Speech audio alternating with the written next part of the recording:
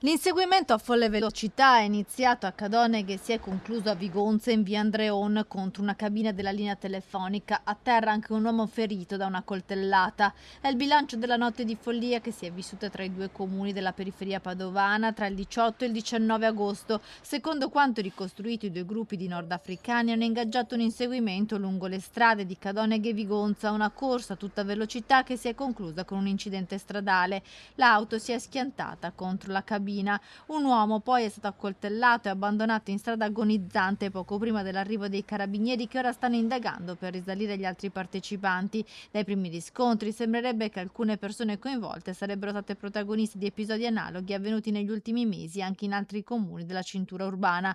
Questo episodio desta molta preoccupazione tra i sindaci dei comuni coinvolti. Quello che è successo tra Cadoneghe e Vigonza nella notte del 18-19 agosto è un fatto grave perché questi criminali hanno messo a repentaglio la vita e l'incolumità dei cittadini dei due comuni con un inseguimento folle culminato poi con un accoltellamento.